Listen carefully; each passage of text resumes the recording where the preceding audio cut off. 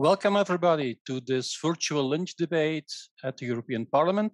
To hear for live, listen with care. You will see that there are multiple options to interact. On the one hand, you can ask your questions. Please do that so we can really see your questions at the end and make sure that the questions which are most frequently asked will get a lot of attention. You do that by clicking on the Q&A button, and then you will see that you can enter your question at that moment and we can see what you have asked for. So that's already one way to interact. Feel also free to discuss in the chat. You can talk to each other, to anybody, to give comments, but if you have specific questions you want to be treated at the end in the debate, please do that in the Q&A section. The other aspect is, and maybe we can see the next slide, for those people who want to have the closed captioning.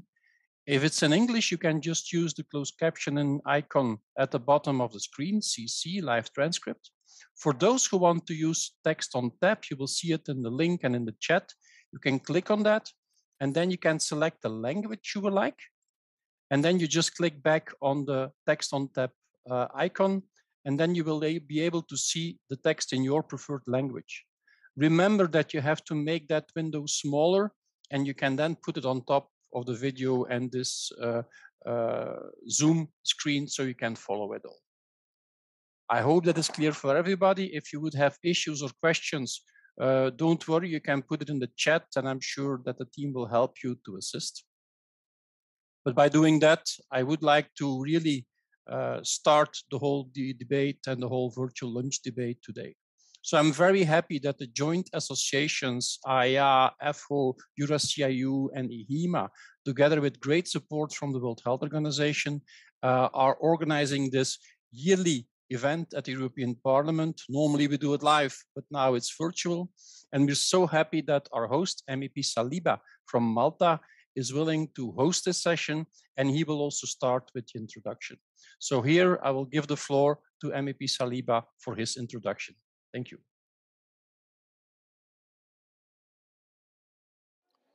Good afternoon, everyone.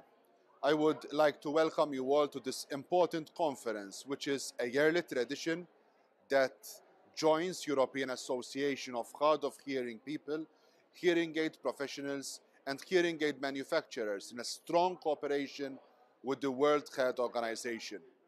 Together, we are organizing a lunch debate in the European Parliament in Brussels in order to celebrate the World Hearing Day. This is the 7th lunch debate for the World Hearing Day from the European Parliament. And last year, we had more than 650 participants from all around the globe. I am honored to be the host MEP of this year's lunch debate. And for obvious reasons, this lunch debate this year is going to be a virtual one. And the theme is to hear for life. Listen with care. All the presentations are subtitled, and the debate will be supported with speech to text to ensure that this debate is accessible for all people with hearing loss. It's great to see that the European Association of Hard of Hearing People, hearing aid and cochlear implant users, hearing care professionals and manufacturers are all joining forces with the World Health Organization to inform policymakers, to inform our governments, our professionals, users, and the wider public on the importance of prevention, awareness, and the intervention for hearing loss. I would like to stress the importance of hearing for achieving a good quality of life, because a partial or inability to hear is a barrier to communication, is a barrier to language development.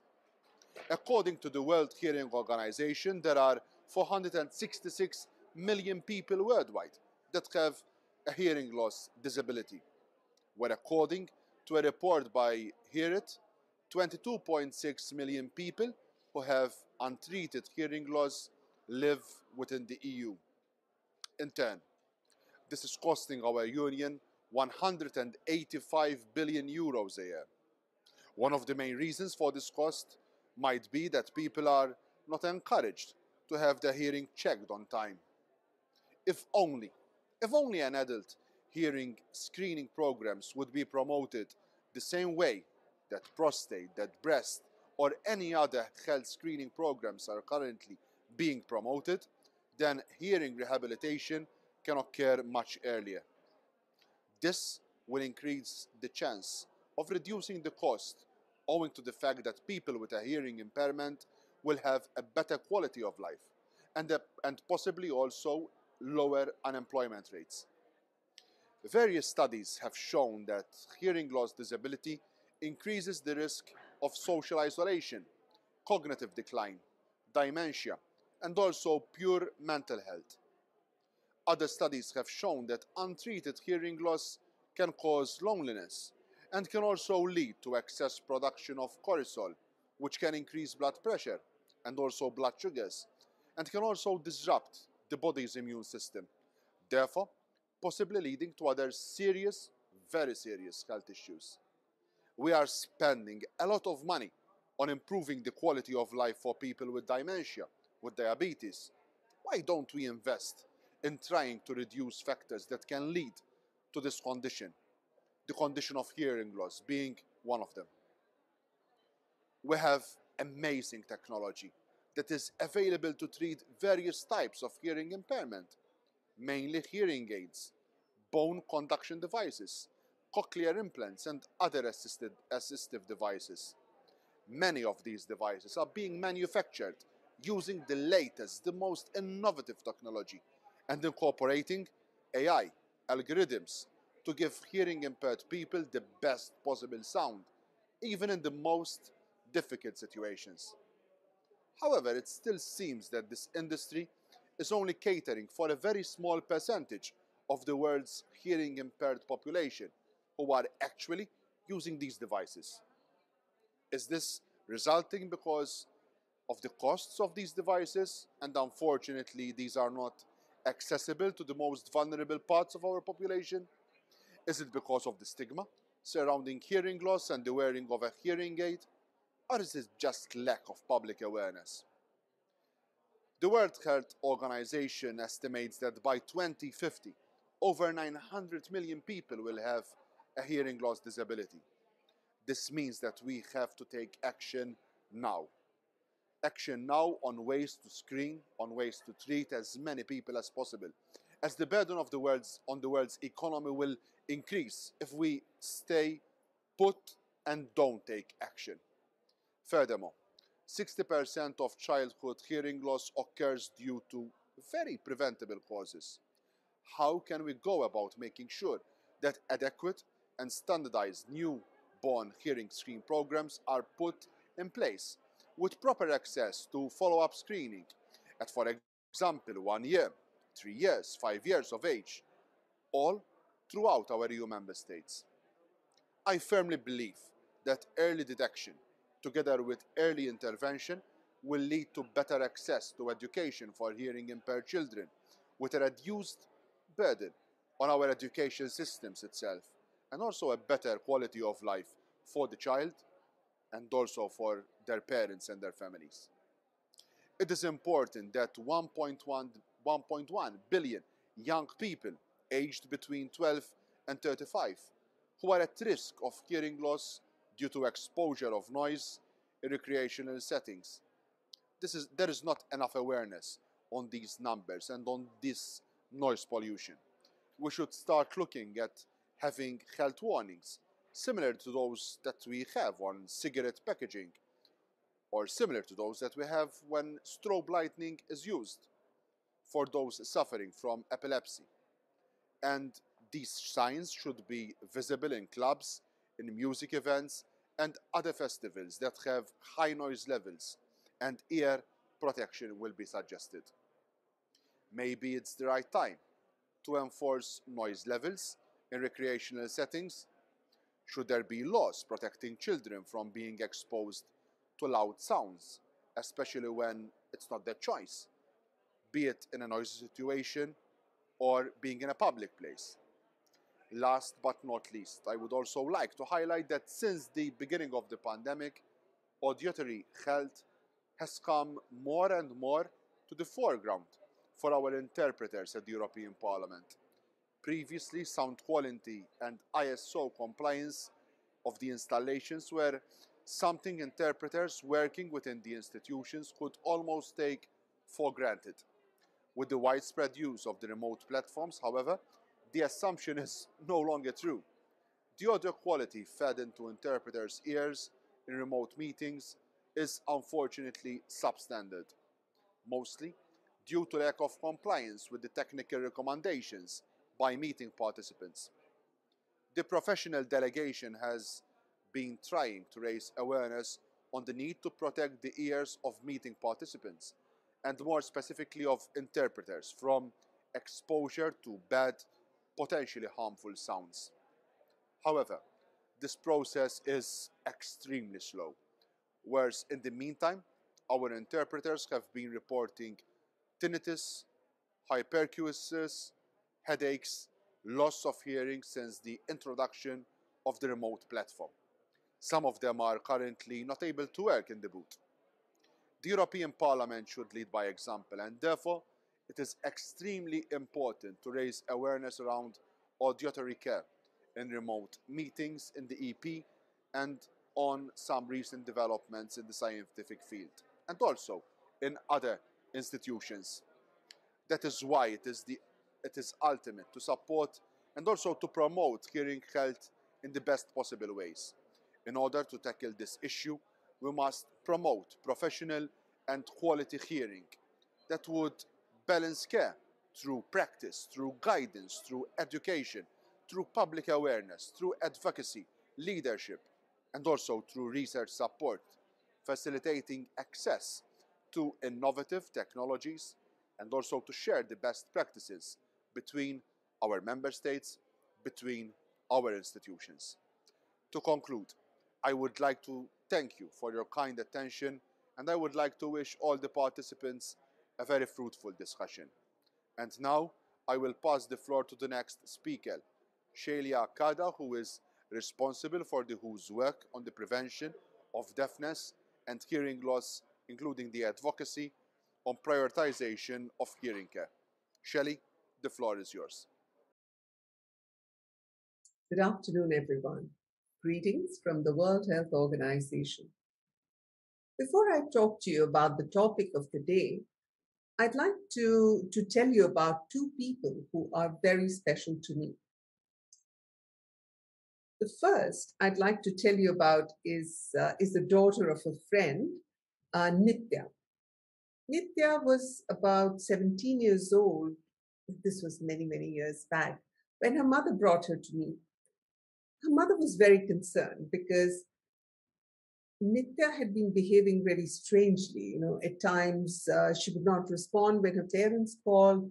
The bell would ring and she would not answer the doorbell. She would not pick up the telephone at times. So her parents were concerned that either she has a really bad attitude or she has a hearing loss. And when we examined her hearing, it was clear that she had noise-induced hearing loss in both her ears. And the reason for that was listening to loud music, which Nitya had been avidly indulging in for the last few years, using her, at that time, Walkman and her headphones to do that. And the second person I met actually in Switzerland, and Michael. So Michael was a party animal, is a party animal, and he loves going to clubs, to discos, and all sorts of loud places.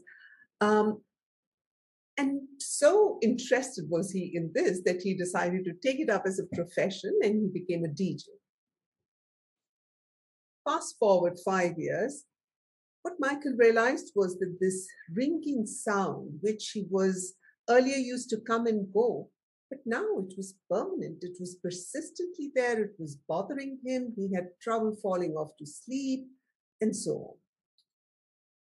When he went to a doctor, lo and behold, he had severe noise damage in both his ears. Two different people from different backgrounds, different aspirations, cultures, and yet both experiencing the same trouble, the same problem. And they are not alone. WHO estimates that over 1 billion people, mostly young people, are at risk of hearing loss due to noise and loud sounds. Loud sounds heard. They damage our ears, whether they are heard in occupational settings or they are heard in our day-to-day environment or when we are having fun at leisure, listening to loud music or going for a loud concert. And the thing about hearing loss and also tinnitus, which occurs as a result of this prolonged noise exposure, is that it is permanent. It is permanent, but it is also completely preventable. And so, on this World Hearing Day, we are focusing, the World Health Organization is focusing on prevention of hearing loss that is caused by listening to music, to other sounds in a way that is unsafe, so in recreational settings. And hence the theme, to hear for life, listen with care. Now the problem, in order to address a problem, we have to understand it, of course.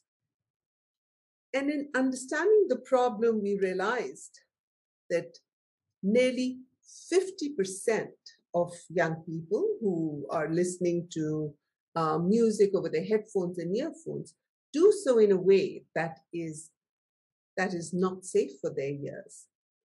At really high levels and or for prolonged periods of time, putting their hearing at risk. At the same time, over 40% of people, young people between 25 to 30 years, 12 to 35 years old, are exposed to potentially damaging sound levels in venues, in entertainment venues, and at events like concerts and all. And so, after having analyzed the problem, the magnitude, but also what are the attitudes of young people? What did they feel about this? What is the awareness level and so on? What we realized is that our approach to this prevention must be one where we intend to change listening behaviors. That is the way people are listening, the way people are consuming sounds, listening to music. That is what we need to change. And how we can change it is first by informing people, empowering them with knowledge, which is essential, which is the first step to changing listening behaviors. So informing people, what are the risks of loud sounds, why we must listen at a safe level, and how we can do so. And this, to do so, WHO focuses a lot, and we must focus a lot on raising awareness, advocating for hearing loss prevention and prevention of hearing loss through safe listening. At the same time, raising awareness alone is not enough. It's one thing to tell people, oh, well, you should strap yourself in when you're driving a car because that is safer for you. But what if their cars don't have seat belts? We need to provide them. We need to give them choices so that they can practice safe listening. It's no good telling people, well, when you're in a disco for a long time, go to a quiet place and give your ears a break for 5 to 10 minutes. If there is no quiet place there. So we need to give them safe listening choices. And for that, WHO focuses, and we must focus a lot on standards and norms. So let us talk about what WHO is doing in terms of raising awareness. So when we're talking about raising awareness, WHO works through, doing direct outreach. When I say direct outreach, putting out through our media channels, social media channels, the right information, messages, materials which people can, which can reach people and inform them about safe listening and the dangers of loud sounds. However, the reach that WHO alone has, despite its many million followers and so on, is very limited. We are talking here about billions of people that we need to reach. And hence, we also need to raise awareness through government-led and partner-led awareness campaigns. To facilitate this, WHO is launching today a handbook on how to implement a digital messaging program for safe listening. In addition, we need to work with media, traditional media, print media, audiovisual media, in order to make sure that the right information, the right techniques reach people. And for this, WHO is launched today a media brief on safe listening so that journalists, media persons can find in one place all the relevant and correct, up-to-date facts and figures about hearing loss, about safe listening, and how to write about it, and so on. We are also going to work in the future on developing safe listening modules for children, for school children, and also for schools of music, so that people who are, children in schools can be informed about it, can have better awareness, and also music makers can be informed about it and have a better awareness for their own hearing protection as well as that of their audience members. So, working on the second aspect of prevention, that is standards and norms, WHO has developed and made available for adoption and implementation a standard, or WHO ITU Global Standard for Safe Listening Personal Audio Systems, developed in collaboration with the International Telecommunications Agent, private sector entities, and many stakeholders and civil society partners. This standard includes 3 key recommendations.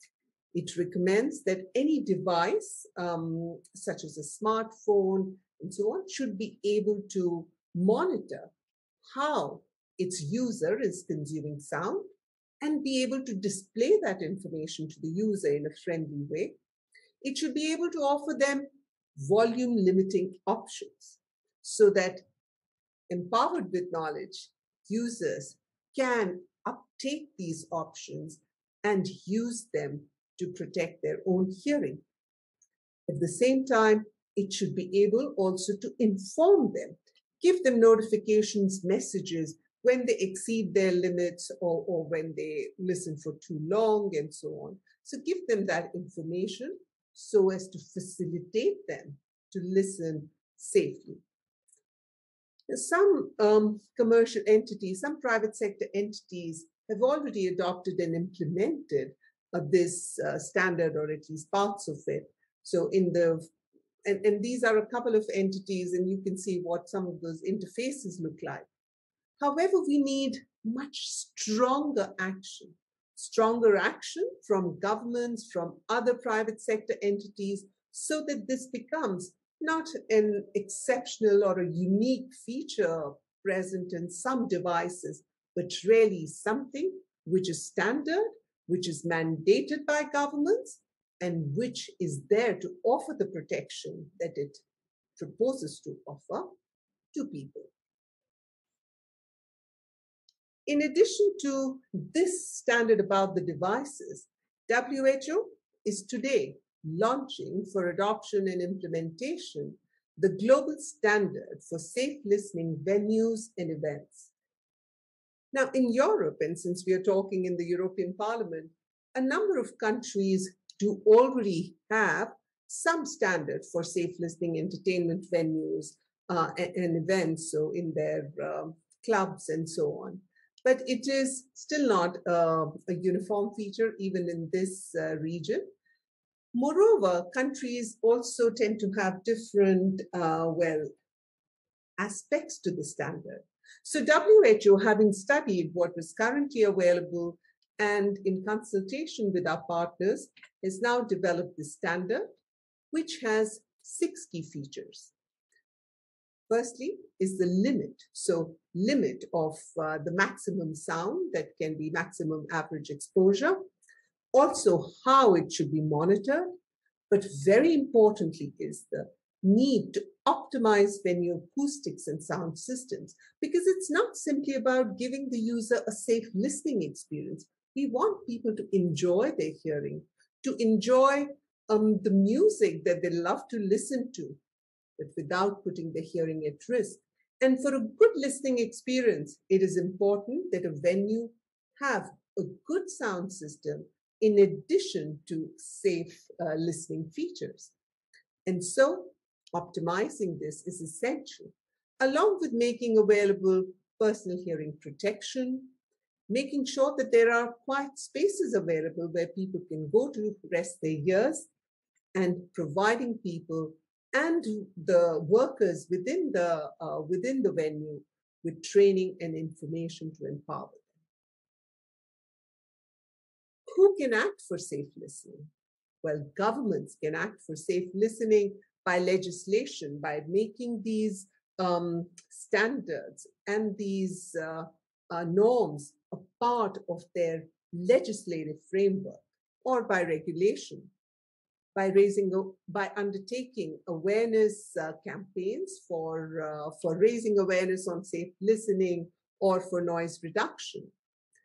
Private sector entities have a strong role to play in the form of voluntary adoption of safe listening features, including them in their devices, in their venues, and also undertaking awareness campaigns. Civil society, in the form of musicians, sound engineers, NGOs, community groups, they can help to educate people, both music makers as well as the general community. They can undertake awareness campaigns. They can do advocacy for implementation of these standards so that these standards really become the norm and not the exception. So today, on the occasion of the World Hearing Day, WHO calls upon governments, private sector entities, and civil society to promote safe listening by raising awareness and by implementing evidence-based standards for safe listening. Ladies and gentlemen, hearing loss is on the rise. The World Report on Hearing, published last year, estimated that 1 out of 5 people currently experience some level of hearing loss. This proportion is likely to increase to 1 in 4 by the year 2050. It is time for us to act. It is time for us to act to prevent hearing loss. Because to hear for life, we must listen with care. Thank you. Thank you so much, Shelley, for this great introduction. So from here, we will move to the WHO Global Standard for Safe Listening Entertainment Venues and Events. By the way, while the presentations are running, feel free to add your questions in the question and answers button so we can make sure we can continue with the rest. Now we will listen to hear more about the new standard on safe listening venues and events. Hello. First of all, welcome at the virtual lunch debate to Hear for Life, Listen with Care at the European Parliament. I'm very happy I can introduce the WHO Global Standard for Safe Listening Venues and Events. I'm in charge of the European Association of Hearing Aid Professionals and co-host of the Make Listening Safe workgroup.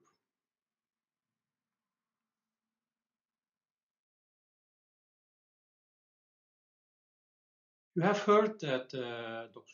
Shelley Shada has introduced the global standard for safe listening venues and events in her talk, but we will go more in detail.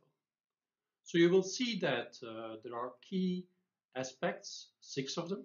The first one is limiting the sound levels, and the level has been set at 100 dB dBA averaged over 15 minutes. Next one is guidelines and information how to monitor those sound levels. Sound engineers do a very good job into handling this, but they need very clear and very practical information how to do this right. And then also we need to optimize the venue acoustics and the sound systems, because you need to ensure good sound quality and also a design that makes it possible to ensure safe listening in combination with experiencing wonderful sound.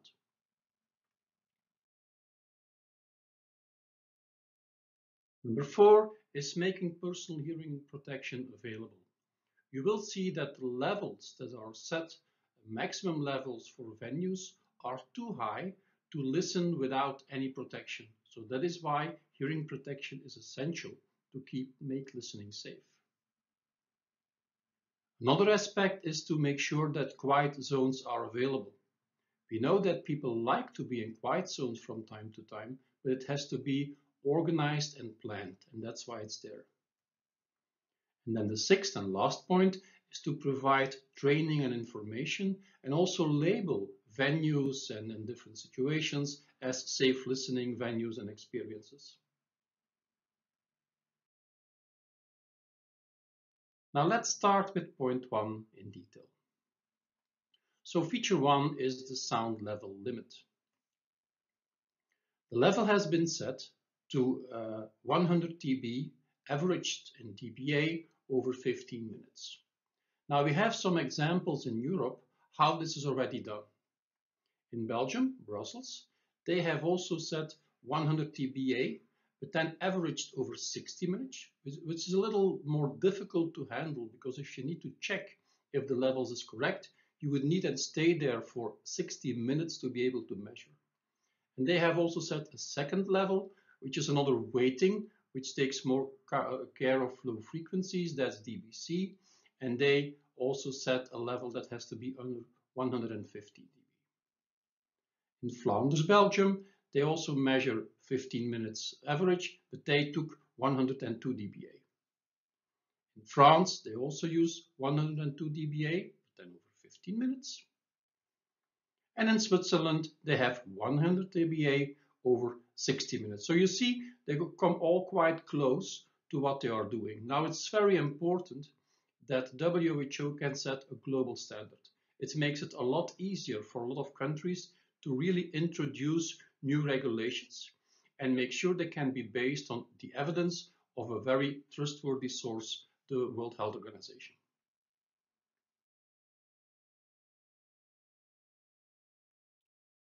You will see that during this presentation of the Safe Listening Venue Standard, we also will refer to a very recent but high quality publication that was published in the International Journal of Environmental Research and Public Health, which states attitudes towards safe listening measures in entertainment venues, results from an international survey among young venue goers. And you will here see the different authors. The good thing is that you're able to access this article easily because it's open access and you find it on this link we will definitely share at the end of this presentation. Now, what did that survey do? In fact, they have had in total 2,264 individuals, so young venue goers, and you see the age between 16 and 35 years. 65% was female.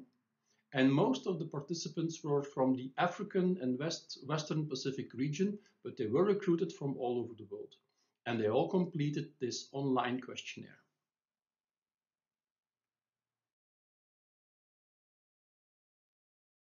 Now, one of the questions was, should entertainment venues be free to decide at which level to play music, right? Should we set standards or should we give them liberty? And here you see the result. In fact, 53 of the participants at the survey stated that the entertainment venues should not be free to decide at which levels to play music. So they agree, they all say that in fact the majority says that they are in favor of making sure that we have implemented regulations. So a standard like this makes a lot of sense.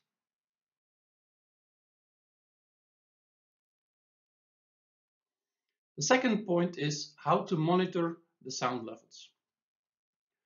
You will find key elements, measurement equipment and procedures, and measurement position and the use of a correction.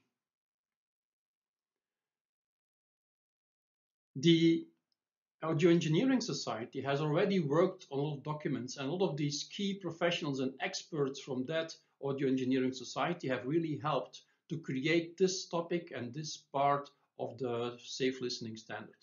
And you see right away, it's important to use the correct equipment. It's important how to set it up, how to measure it correctly.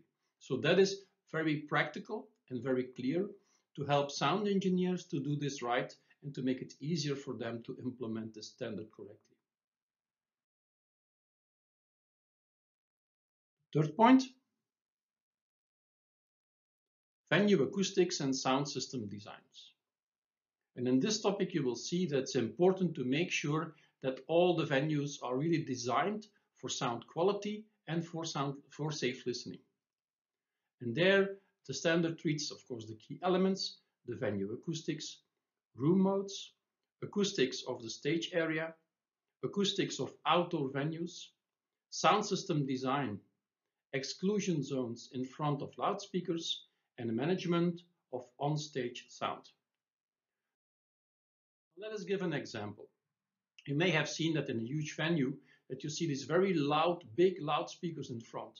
They have huge energy, but the issue is that the people in front are exposed to a lot of very heavy and very loud sounds, while the ones at the rear get a much lower sound level.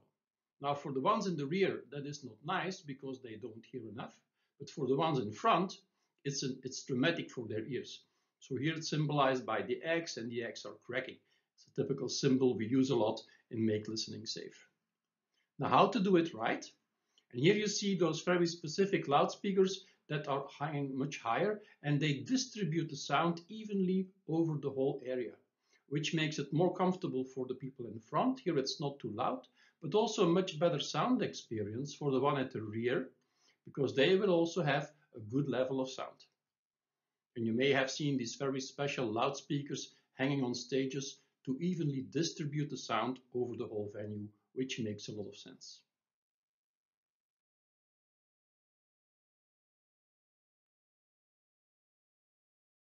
And then feature 4, personal hearing protection. Now, why should personal hearing protection be used? You see that in the standard, the sound level needs to be below 100 dBA, LAQ 15 minutes averaged.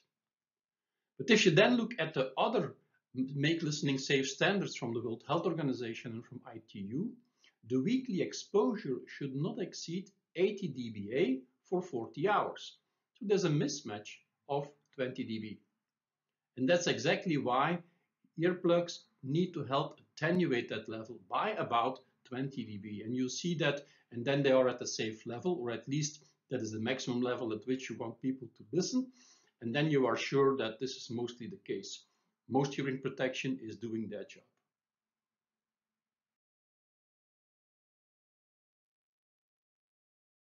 Now the question is, and the issues we see, that a lot of young people don't like using hearing protection. And you also see that in that survey. So is using earplugs interfering with the enjoyment of music? And here you see the results, and yes, indeed, 52% of the participants stated that earplugs do interfere with their enjoyment of music. So that's an issue. The other question is, do I think that earplugs are uncomfortable? And here again, you see that the majority, or at least 49%, states clearly that earplugs are uncomfortable. And that's an issue because when we are implementing standards, we want also to make it possible that we can change behavior. So that is why we have set a study at our Thomas More University College in Antwerp, the audiology department, where we measured different types of hearing protection. So on the one hand, you see here the orange line or the yellow line. That is typically the foam hearing protection you get normally free of charge at music venues. And they do attenuate very well because the higher, the more attenuation, but they attenuate a little too much at the high frequencies. The green line and the other ones we evaluated are called high fidelity earplugs. They typically use music filters, and they will make sure that they have a flat response around at the high frequencies, which makes the enjoyment of music better and typically also makes them more comfortable. And that's what you will see in the outcome of this study. So the first thing we evaluated, how about the music sound quality? What is the experience? They all had to listen with the different types of earplugs in. And you see that the yellow-orange bar is the lowest, giving the poorest rating on the sound quality, while the highest is here the green one, which is custom-made hearing protection with music filters. The ones in between, doing better than foam, they are these instant fit hearing protection systems, and most of them also have what you call high fidelity or music filters. So they make it a lot more comfortable, or at least a lot better to experience the sound quality. And in use comfort, it's about the same.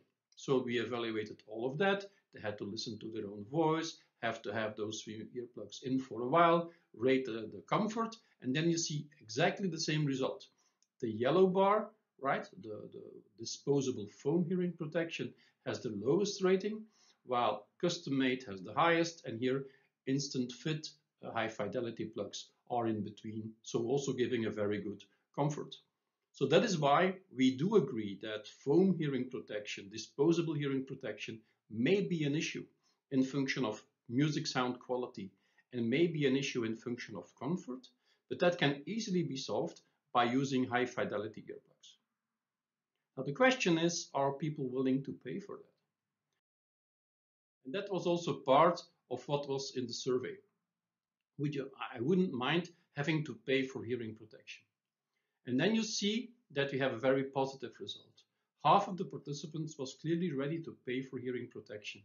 Now that's maybe good, because if you have your own set of reusable hearing protection, you have multiple benefits. On the one hand, the benefit is that you will enjoy the music better, that you will be able to get more comfort. So the chance that you will use it more is much higher. On the other hand, it's also much more sustainable because you have your own set, so you don't need to throw away any hearing protection, because typically the foam hearing protection is thrown away and lands in the waste. You can use your own set of instant fit or custom-made hearing protection for multiple years in a row, and you always have them at hand. So why not do a good thing cause for the environment, right? Make it sustainable and have your own set of hearing protection available. Please consult your hearing care professional to get the best guideline or get them in a quality provider of hearing protection.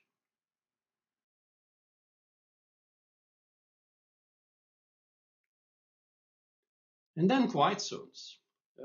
That's kind of a new idea because we didn't see that in many local regulations, but it seems to make a lot of sense. So quiet zones can help you a lot. Here you see a graph showing the time spent in a quiet zone, which typically needs to be, of course, significantly softer, lower level than 80, preferably 70 dB A level, which is comfortable to use.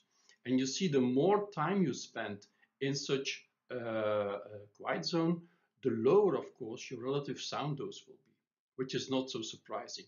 That's also the result and the outcome of this evaluation. So in turn, this can result in a reduced risk of hearing injury when you have quiet zones available. So would the participants at the study like to have them? So here it states, I would appreciate having a place within the entertainment venue where I can rest my ears. And yes, for sure, 82% of all participants really would like to have a place within the entertainment venue where they can rest their ears. It's appreciated, and a lot of people, the vast majority, really wants to have that. Or having the question put somewhat differently, I do not see the need of having a quiet zone in an entertainment venue. That's kind of a comparable question, right? And here you see that 78% states, no, in fact, we do see a need to have a quiet zone in entertainment venues. So here they disagree with the statement, so it means that they really agree that they want to have a safe zone available in entertainment venues. So that is why it's so important to have that implemented in the standard to make sure that this is foreseen. And you will see in the standard there are multiple options how to implement that right and how to make that possible, because we know it's not always easy, but there are multiple options to come close to this objective.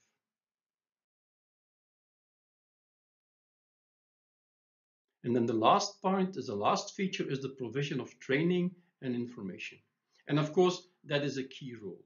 Fortunately, there is already a lot of information available from WHO. So there is a lot of information available for training. We have packages of good guidelines on how to listen safe. So training needs to be done for the people working in the venue, but also, of course, training people and the audiences how to use their hearing protection correctly, how to use the safe zones correctly. And also, you may have a label stating that you have a safe listening event. This is an example from Brussels. I think it's the Brussels Environmental Ministry that has created these different labels where people state what is the level that they will make sure to provide, how safe is the environment, and if it's in the red zone, they will automatically provide hearing protection to be sure that you can listen in a safe way. Now, we're very happy that all this material is available, but of course there need to be different actions.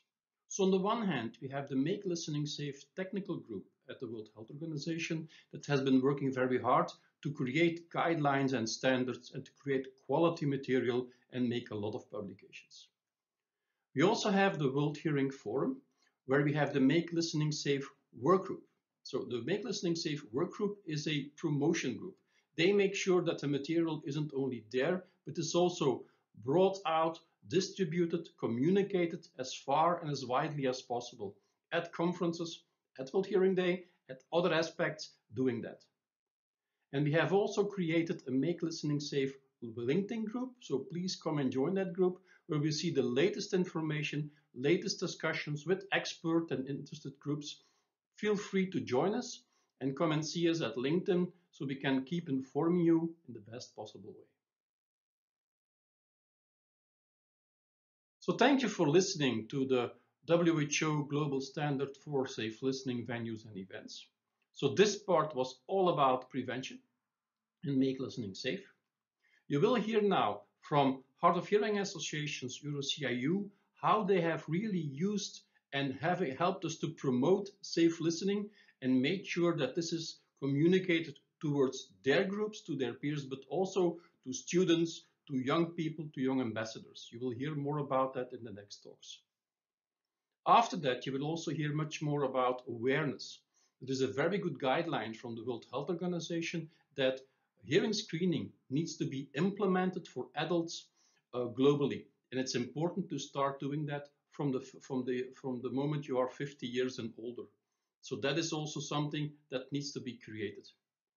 And then you will also hear in the vast presentation from WHO Europe, what about intervention? The need of hearing care, why hearing care is such an evidence-based and economic intervention, cost effectiveness is great, so how to do that all. If you want to read more, please visit the AIA website where we have an action plan and we have more information on safe listening. Thank you for your attention.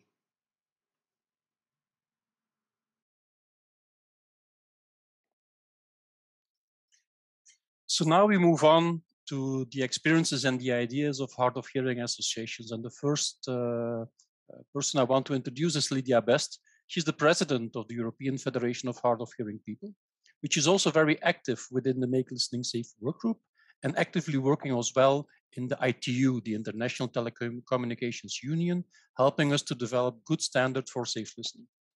Lydia, we're very interested to hear more from you. You have the floor. Hello. I welcome the opportunity to speak at the lunch debate on the occasion of the World Hearing Day. My name is Lydia Best, and I am the president of the European Federation of Hard of Hearing People. Our vision in Europe is where hard of hearing people can live without barriers and participate at all levels of society. And the focus is on making sure that hearing loss does not stop individuals from living their lives fully. Then there is a question. If this is our focus, why are we involved in Make Listening Safe initiative, as an example? Well, to quote Helen Keller, blindness separates us from things. Deafness separates us from people. She lived in the times where, of course, access to hearing technology and support has not been great at all. However, her words do ring true, because our members use hearing aids and cochlear implants to a great extent, and those devices are life-changing for many people and life-enhancing. However, they are unable to replace natural hearing abilities we used to have and remember. For this, we understand very well what hearing loss means to an individual in daily life. And to bring you a little bit more of context to this, I would like to bring up a survey and report which has been done in 2011 by our French member, Bucodes, where they had more than 2,500 people responding to it. And among many different questions, one was especially standing out from our point of view, which was, could you please describe what was the most traumatic experience in your life? And they had a choice of 4. Losing the job, being in serious incident, accident, death of close relative or friend, losing hearing. More than 3/4 of the respondents have put losing hearing ability as the biggest trauma from their own experiences. And even interestingly enough, 40% of the respondents who had mild to moderate hearing loss also put hearing loss as #1 trauma. This indicates how individuals feel and respond to actual hearing loss. In addition to this, there are many individuals, especially as we know from the unsafe practices to listening to the very loud music for a long time. We know already from the research that many people experience and develop tinnitus, which is also limiting the quality of life for many, many people. And for this reason, hard of hearing associations are not only focused on supporting people who already have a hearing loss, but also try to educate others that while in some areas, in some cases, they have absolutely no control over the situation they find themselves in terms of hearing loss itself, but our unsafe practices and habits, such as listening to a very long time, for a very long time to the music, as well as just exposing ourselves to a very loud events such as concert, etc., means that actually we are in control of that kind of situation and we can do something about it. So our message to you all, yes, you can live your life fully, even as a person with hearing loss, but there are additional issues which we all know and encounter. So please protect your hearing, especially where it is actually in your hands. Thank you, and I wish you all a very good event. Thank you.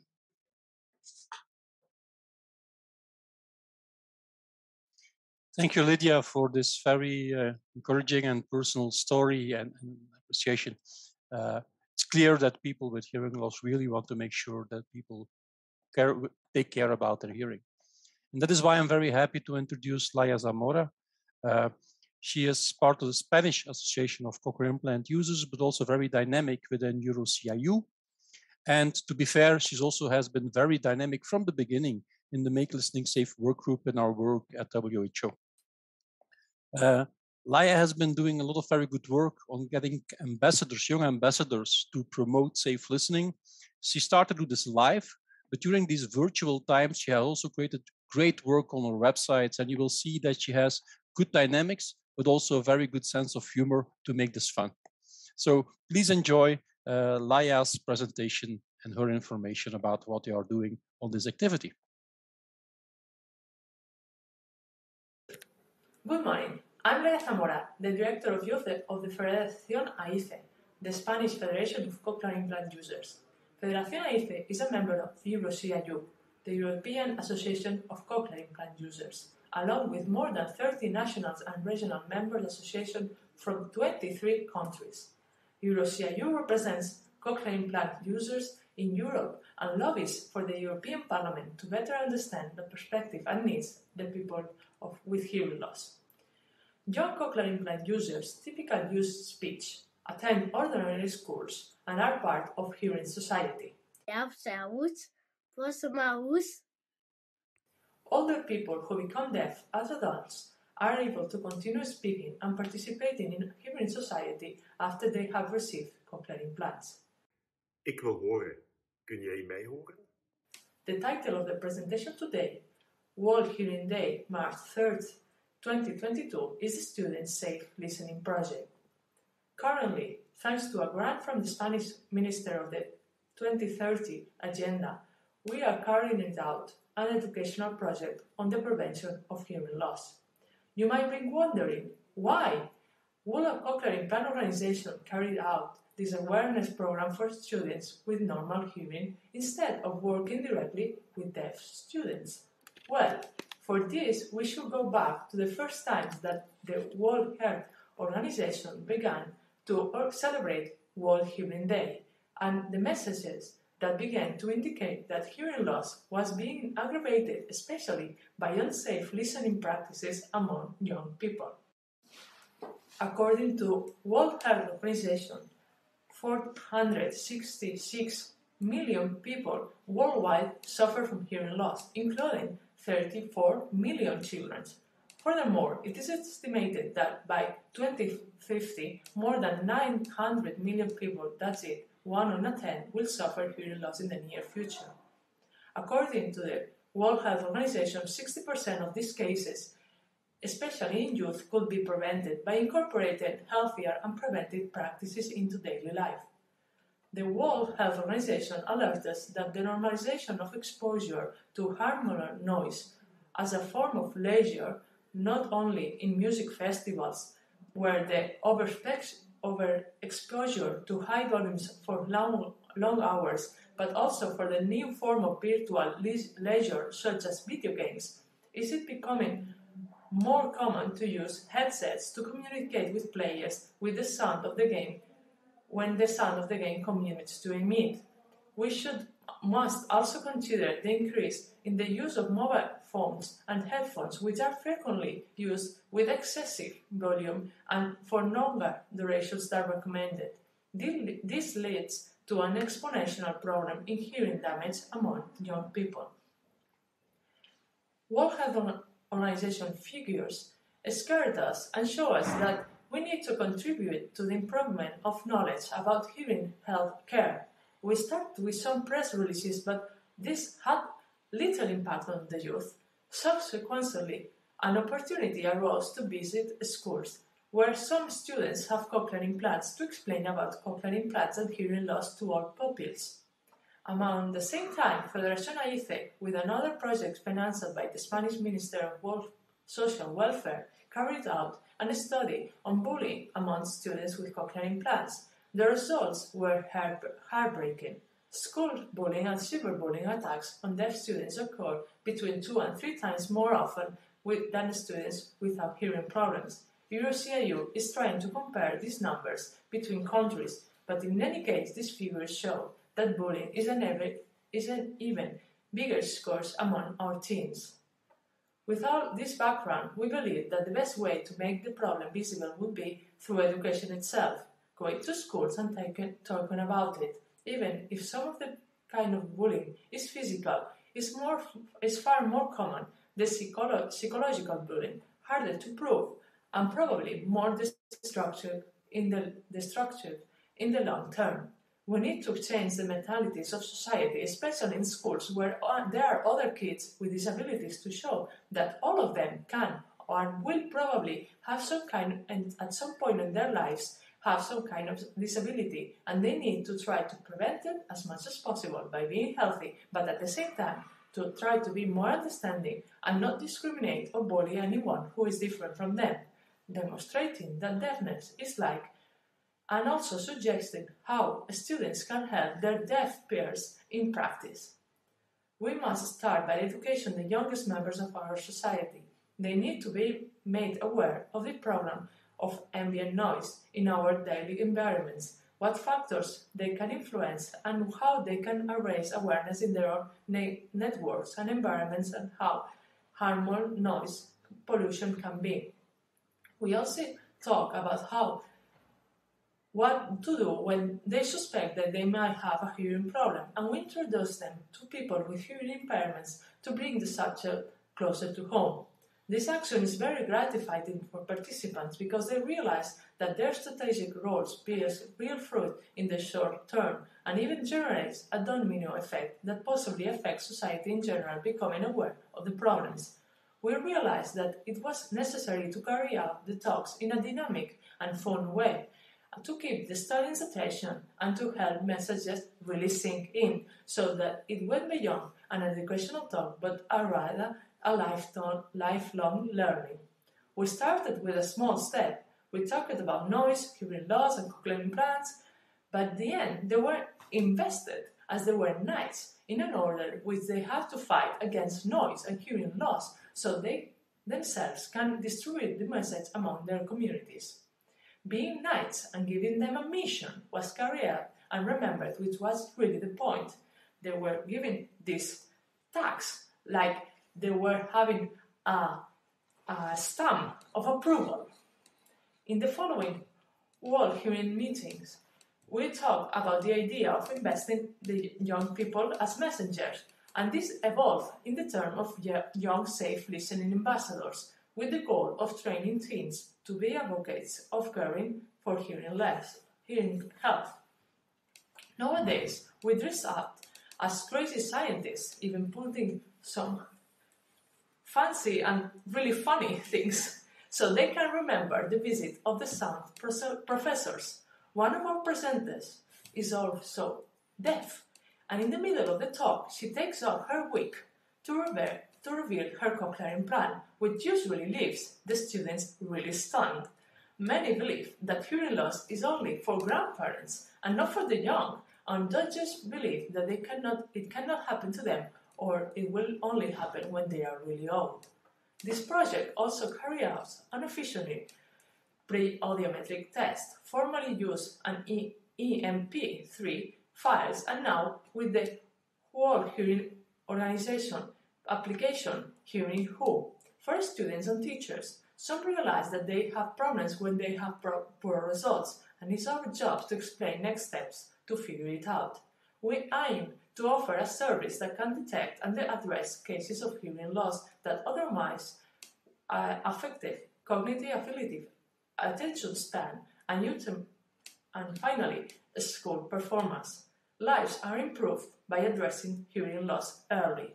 Sometimes, as a byproduct of our presentations, we even detect cases of dyslexia or other problems not related to hearing. At the end, a report is delivered to the schools with the results, indicating possible instance of hearing loss. This is all done from a participatory, dynamic, and reflective perspective.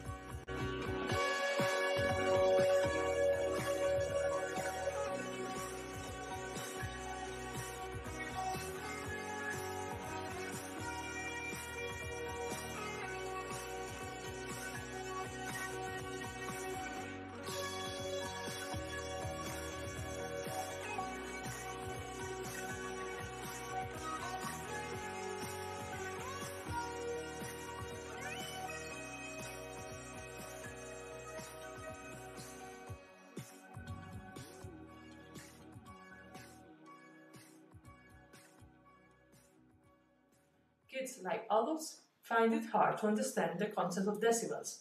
Kids sometimes believe that 30 decibels is really old, while others think that a bursting balloon can reach a sound level of 1,000 decibels. It is a measure that students clearly find hard to grasp, but we hope that after playing games with a sound level meter, they will better recognize the types of noise, volumes, and exposures which could be harmful.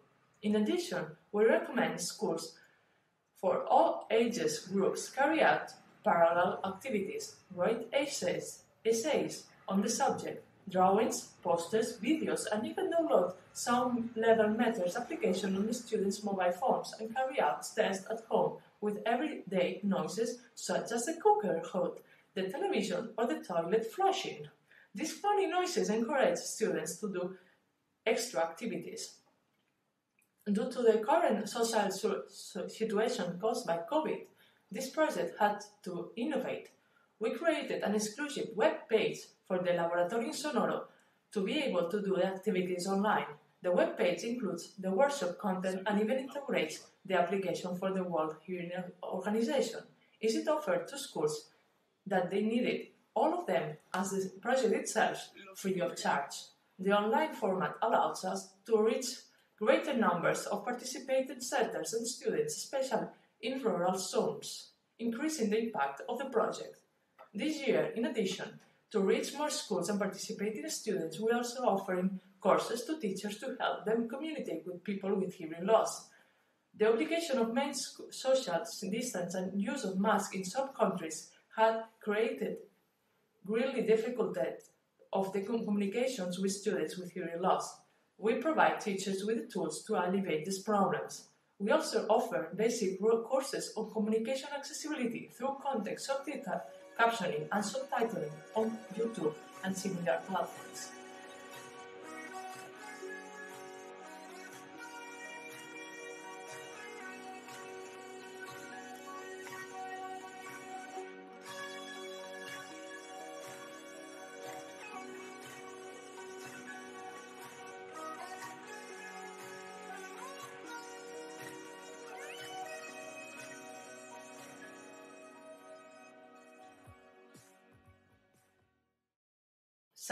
Since only 11% had undergone hearing tests through their lives to find out the state of their hearing health. On the contrary, more than 68% of the students surveyed considered it very important to undergo tests to monitor their hearing health, especially as they got older. Furthermore, other actions are presented, like community masks, have been distributed among educational professionals to facilitate easier lip reading and therefore improve the communication with students with hearing problems. As you can see, this whole project has diverse and well-defined objectives, and thanks to the grants from the government, it's offered, as I said, free of charge, raising awareness of hearing loss, increasing visibility of people with hearing cochlear implants, teaching them about implants, but as well about accessibility communications such as captioning, community mask, and other kinds of FM devices and loops. We also become more known as an NGO so that in the future students and families in need of care will know where to look for information. Finally, I just want to mention that EuroCIU is working together with the European Disability Forum, EDF. Disability must be included and taken into account in all kinds of directives, laws, and legislations, from health care to education, culture, employment, social affairs, security, aging, transport, tourism, trade, everything, even economic initiatives or human and women's rights. We are citizens from Europe and we should have the same rights as hearing persons. The health situation is causing longer waiting lists for cochlear implant surgeries, delay in professional renewals due to lack of resources. In some other places, rehabilitation services which allow users to get the most out of their devices are being closed. Communication is what connects us to the world. Undressed hearing loss causes isolation and depression and accelerates cognitive decline, dementia, in later life, requiring additional public sector spending in the long term. Faced with the greatest problems we have, we must remember that investing in hearing is investing in people's quality of life. We must continue to advance to claim our position in society with equal opportunities. Nothing and no one will prevent us from communicating. Happy World Hearing Day! Good hearing and communication are important at all stages of life. Enjoy your music. Safe listening. World Hearing Day.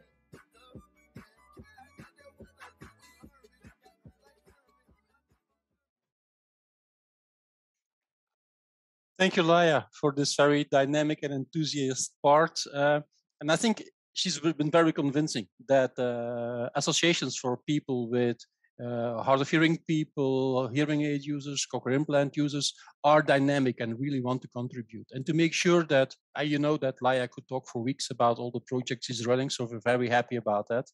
And to make sure it's not lost, in fact, the World Health Organization is setting up a whole database and a whole concept to make sure that all these practical experiences can be exchanged.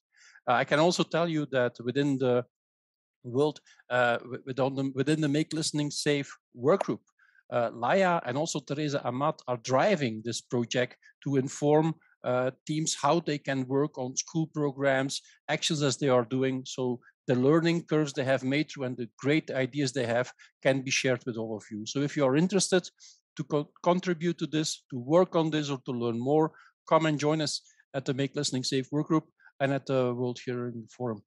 But next, let's talk about something else. Because one thing is the fact that we have to prevent. The other aspect is that when there is an issue, people need to be aware of it. And to create awareness, hearing screening is a great tool.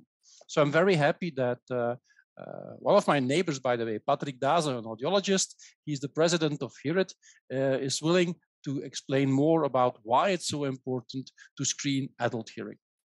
The floor is yours, Patrick.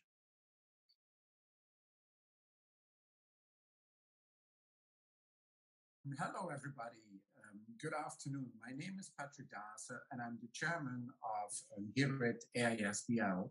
And it is my pleasure to present to you today during this virtual lunch debate about the importance of adult hearing screening today, March the 3rd, 2022. Now, what is a challenge to society? If you look at this data from the World Report on Hearing published in 2021, and we look at the prevalence of hearing loss, then I would like to draw your attention to the bottom line indicated in black. Now, what you see there is the prevalence of moderate and higher grade of hearing loss going from 2019 to 2050. And what you see that is that in 2019, there were 430 million people having a moderate or higher grade of hearing loss. Now, this will evolve to 711 million people by 2050. Now, when we consider adults and we consider specifically that age group, then I would like to draw your attention on this slide to the third data set, the European region. And what you see there is that when you look at the age group between 60 and 69, then you see roughly 10% of the people have a moderate or higher grade of hearing loss. If we move to the next decade from 70 to 79, you see that 23.4% has a hearing loss. The age between 80 and 89, it adds up already to 42%.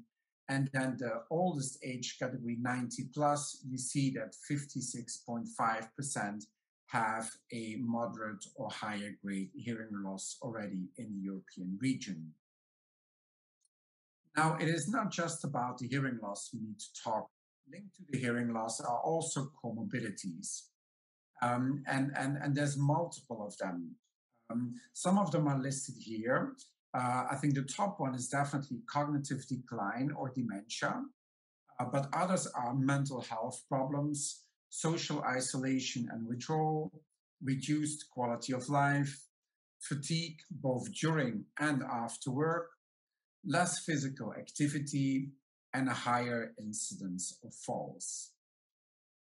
Now, what is the impact of hearing loss and the comorbidities on the cost to society? So what is the impact there? Now, if we look across the EU, the cost of unemployment, reduced productivity, and early retirement due to untreated hearing loss adds up to 185 billion euros per year. Yes, you hear it well, 185 billion per year. So this is 17 billion more than the EU budget in 2020. Now, when non-medical expenses and medical costs for other comorbidities are included, the true cost of hearing loss is estimated to be around 213 billion euros. Now, if we compare this to a cost which everybody knows, like linked to dementia, then dementia will cost on an annual basis around 250 billion by 2030. So you see that even with hearing loss, we are not that far away from the total cost linked to dementia, for example. Now, considering all of that, something needs to be done. So what are the solutions to the problem? Clearly, there are two types of solution. On the one hand, there are the hearing aids. So you see on the left-hand side of your slide, different types of hearing aids themselves, going from a very small hearing aid, which is called the invisible in the canal, up to the superpower behind the ear hearing aid. Now, if hearing aids are of no benefit anymore, or don't provide enough benefit, then people obviously can always opt for a cochlear implant. And this is used in cases of severe to profound sensory neural hearing loss. Now, a good question is how many EU citizens, and then more specifically adults, use hearing aids and cochlear implants? If you look at Eurotrack data coming from 2009 up to 2012, 15, and then 2018, and we look into a set of countries, then what we can see if we look into hearing aid adoption, that it increases over time. If we look at the overall group, we end up with an adoption rate of 41.6% in total in 2018. However, I think it is important to consider the different age groups also there. We see for the different age groups marked on the right-hand side of the slide, you see that there's a positive evolution and a positive increase of the adoption rate. However, looking at the data from 2018, you see that the adoption rate in the people aged 44 maximum is 35%, so 1 out of 3. The age group between 45 and 64, we come to a number of 31%, so less than 1 out of 3.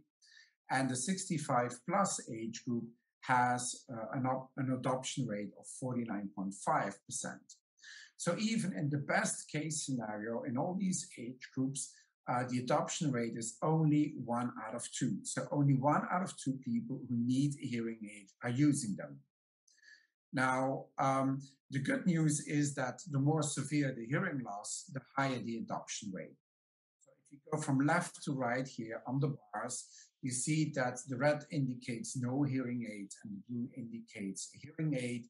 You see that for the low levels of hearing loss, you see that 83% of the people eligible for a hearing aid are not wearing one, where if you go for the high levels of hearing loss, 74% would have a solution linked to their hearing loss, might be hearing aid, might be a cochlear implant, for example.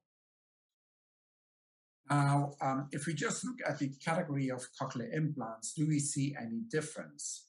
So how many adults of all eligible candidates really use cochlear implants? In the table below, you see also the uptake rate for what is called high-income countries.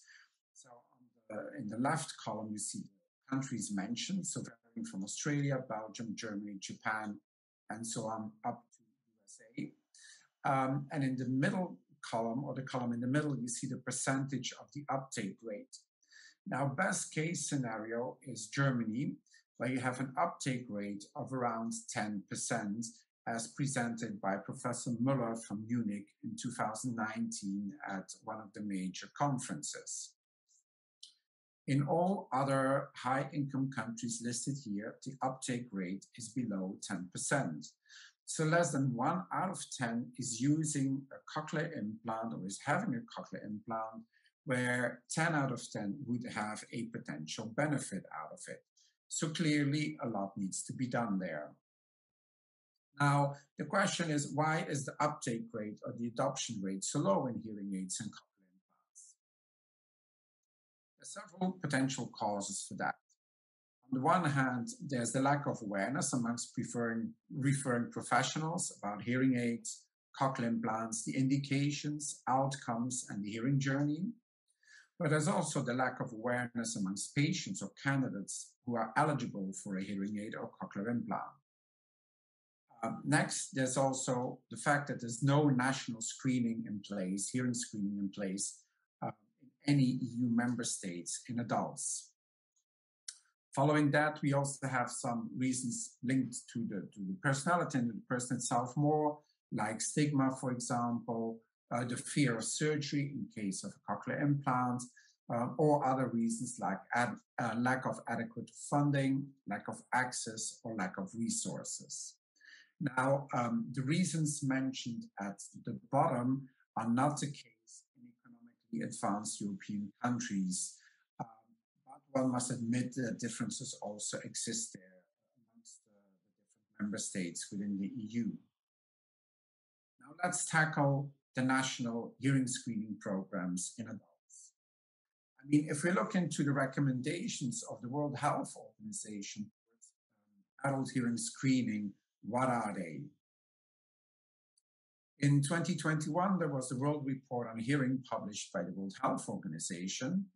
And there they came up with a set of measures with an acronym called HEARING.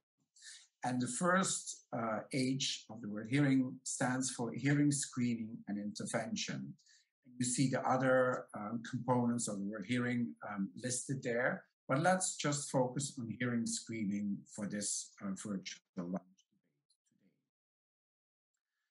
Now, what is suggested there?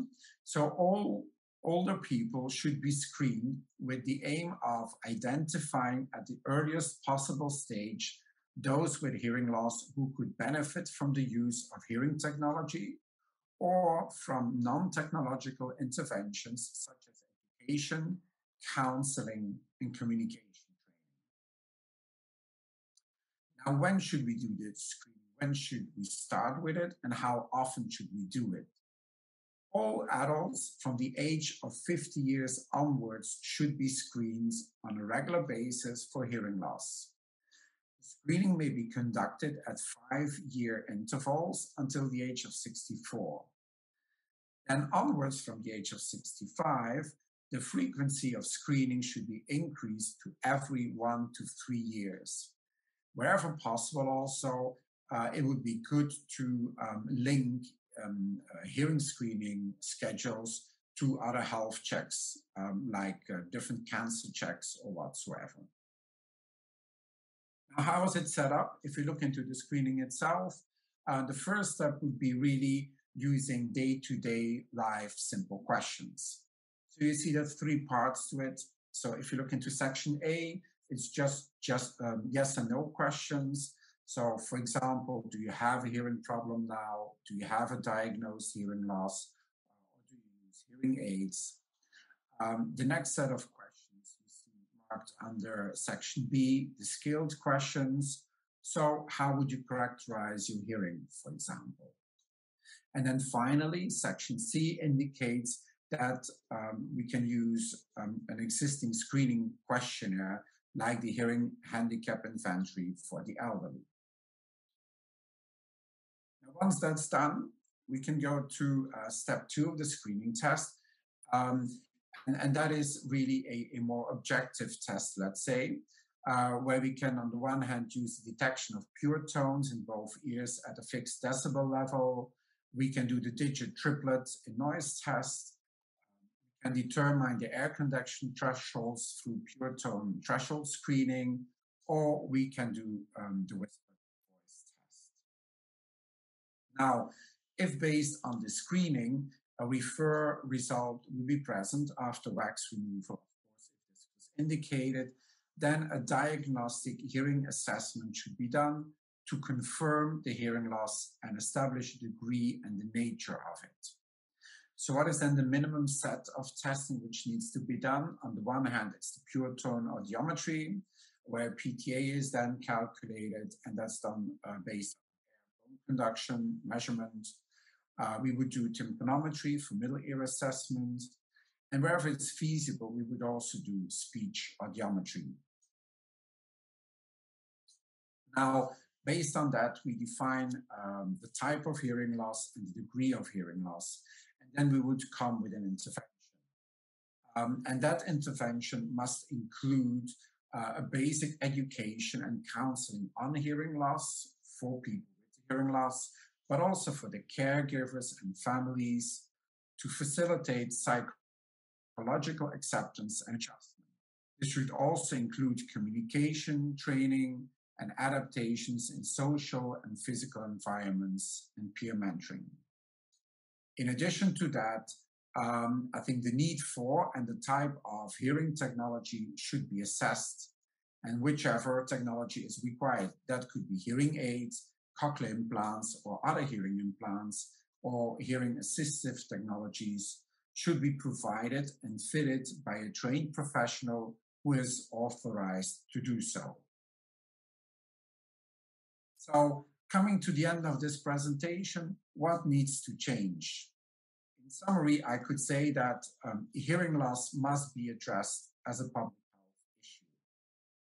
In addition, there is a need for policymakers to allocate resources for and plan strategically to promote access to ear and hearing care.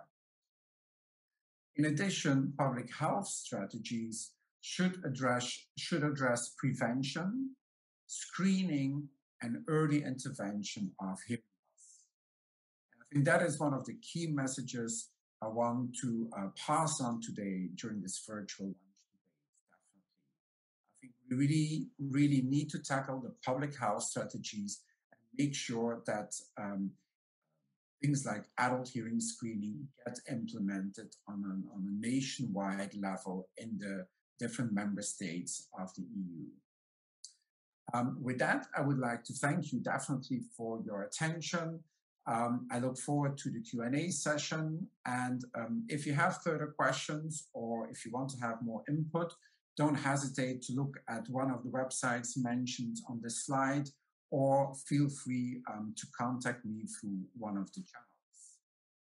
With that, I would like to wish you a very nice continuation of the webinar.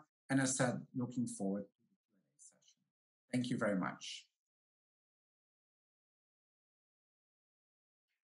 Thank you so much, Patrick.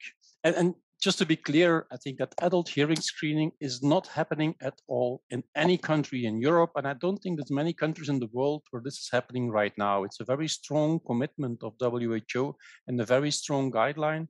They have created a great handbook on how to conduct screening, pediatric screening, school screening, but also adult screening, and how to do it right. We will ensure you have the links to this. Now, talking about WHO, we're very happy that Satish Mishra, who is the regional advisor on disability rehabilitation and many other things in the WHO European office, was willing to present us and talk about the importance of access to ear and hearing care in Europe.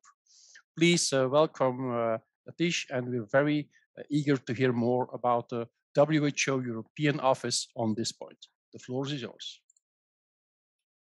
Good morning and good afternoon, everybody. It's my huge pleasure to join all of you in this lunch debate at the European Parliament. And the theme of the debate is to focus on to hear for life and listen with care. My name is Satish. I'm the Regional Advisor on Disability Rehabilitation and as well as I follow the agenda on palliative care and long-term care for the WHO Regional Office for Europe, which is based in Copenhagen in Denmark. I'll be speaking today about ear and hearing care in Europe, the current status and the future directions on ear and hearing care in the WHO region.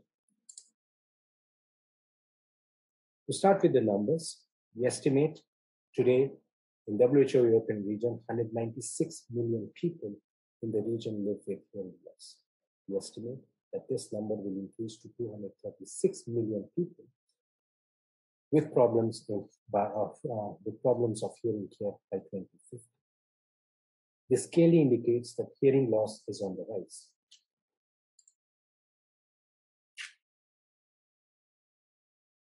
If we talk about the disabling hearing loss, in Europe, 57 million people require hearing rehabilitation.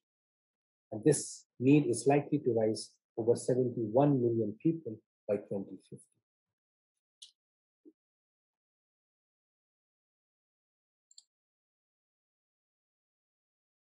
Most people with hearing loss do not have access to the interventions they need. The gap in services is huge. If you take one single tracer indicator on the need of hearing aids and their actual use by those in need, we find that there's a gap of 77%, of over 77% in the European region.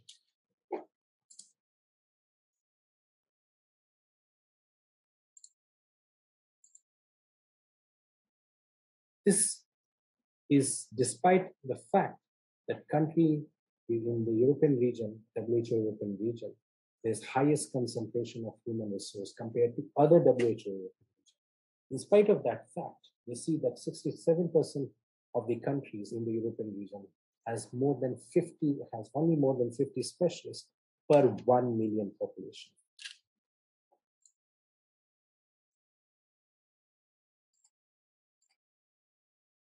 Unaddressed hearing loss has a wide range of impact on those affected, their families, and society at large.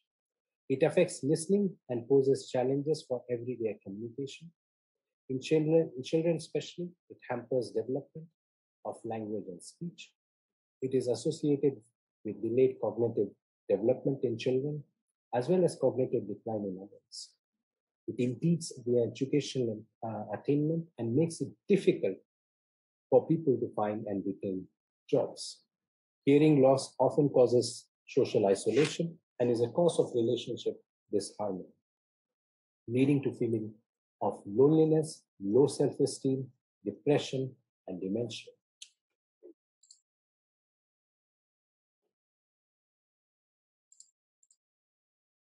If you talk in economical terms, ear and hearing care services comes at a very high cost at a societal level. We estimate that annually 225 billion US dollars are lost, mainly due to loss of productivity and social isolation attributed to unaddressed hearing loss in the European region. At a global level, this cost is 980 billion US dollars are lost due to loss of productivity and social isolation. Whereas in the European region, is 225 billion US dollars.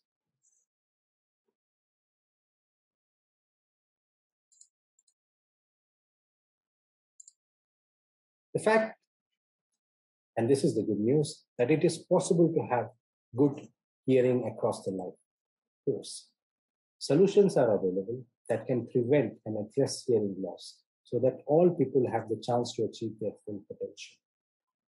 This requires strong and coordinated public health action that includes measures for prevention of hearing loss at a population level, ensure early identification of hearing loss at all ages, and provide timely and appropriate care for all those in need. In the next few slides, I'll expand more on these solutions.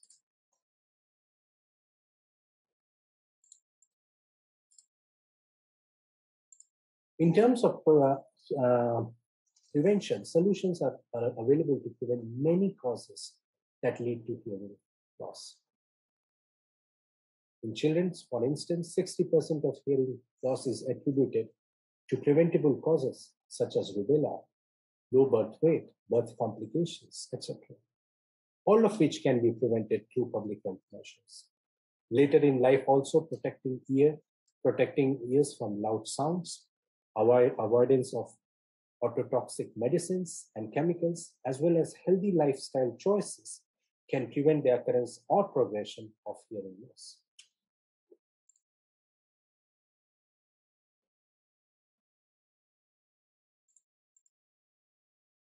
When hearing loss occurs, it is important to identify it at the earliest possible in order to have successful outcomes. This can be done through systematic screening of newborns, preschool and school-going children, adults in high-risk occupations, as well as in older adults. Moreover, it is possible to identify hearing loss at all stages of the life, from the birth till the old age, and in all settings, whether in community or in school settings or in work settings. Innovative and automated hearing testing has made it possible to reach everyone and everywhere. Such efforts, when supported by telemedicine, can ensure quality of care for all.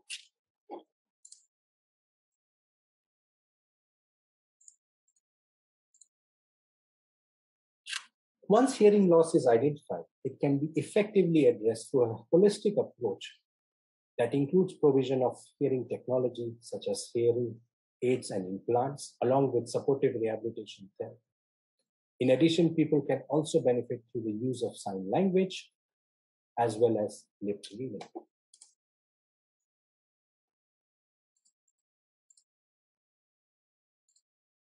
Despite the fact that solutions are available to prevent and address hearing loss,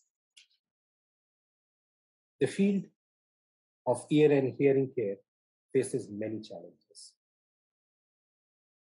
On one hand, there is a steadily growing number of people in need of ear and hearing care, driven by the demographic shifts. On the other hand, the health system do not have the capacity to provide ear and hearing care services, mainly due to lack of human resources, lack of policies, finances, as well as devices and equipment. In addition, at the level of the community and among the policymakers and even healthcare professionals, there is a persistent lack of awareness about hearing loss. These problems are further magnified by the stigma linked with ear and hearing problem. That is a key challenge that we need to address in this field. The good news is that these challenges can be addressed, and as the World Report on Hearing shows, there are numerous examples which have been implemented at the country level through innovative and evidence-based strategies.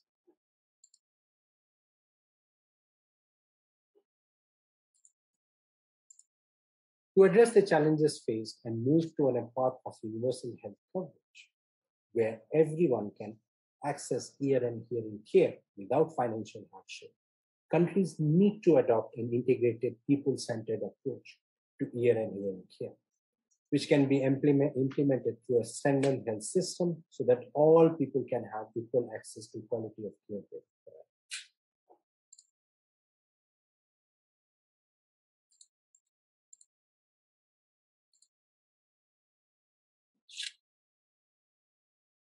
The World Report on Hearing outlines the vision on integrated people-centered ear and hearing care, which is detailed through an acronym, hearing interventions, and delivered through a strengthened health system. I'll speak about them in a moment.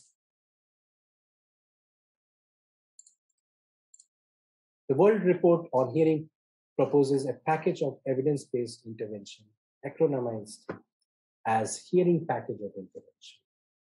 These range from hearing screening and intervention. Number 2, ear disease prevention and management. Number 3, access to technology. Number 4, rehabilitation services. Number 5, improved communication. Number 6, noise reduction. Number 7, greater community engagement. Countries should determine which intervention best suit their needs by conducting an evidence-based consultative prioritization exercise.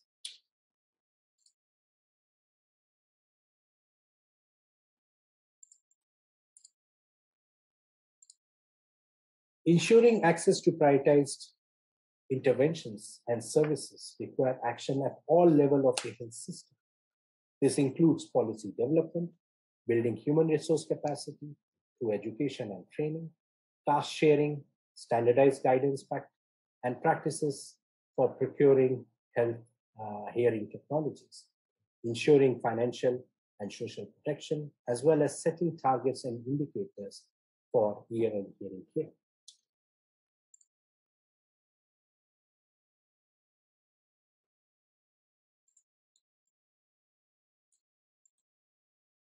Investing in integrated, people-centered ear and hearing care is important because it is both essential for good functioning for those who are at risk or living with ear and hearing problems. It is also cost-effective. The World Report on Hearing estimates that an additional annual investment of less than $1.4 per annum can benefit 1.4 billion people over 10 years, averting 130 million disability-adjusted life years and bring return of $16 for every dollar invested on ear and hearing care.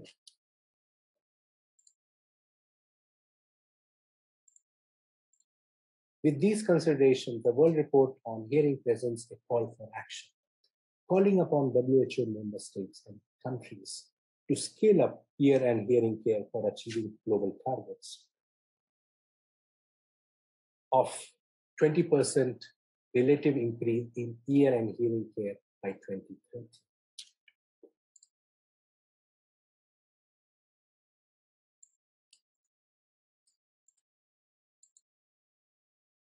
We need to act now for ear and hearing care because there's a growing number of people with unaddressed hearing loss and ear disease is simply unacceptable. Hence, urgent action is needed to prevent and address hearing loss across the life course. This can be done by investing in a cost-effective interventions, which will, on one hand, benefit people with hearing loss, and on the other hand, will bring financial gains to the society.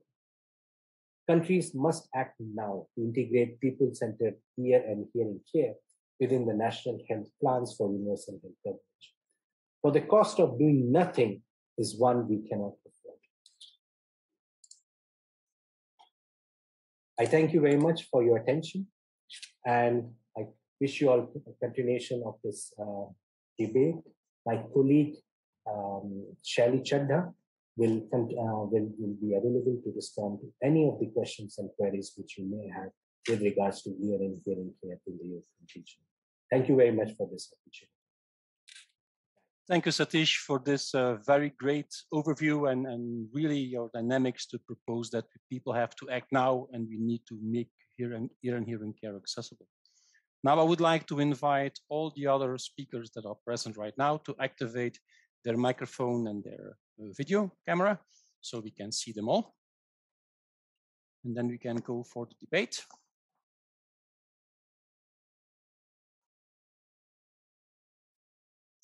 Just wait until everybody's here. Super. And then I had a look in the questions and answers, and there's one question that came appearing back in a few different ways.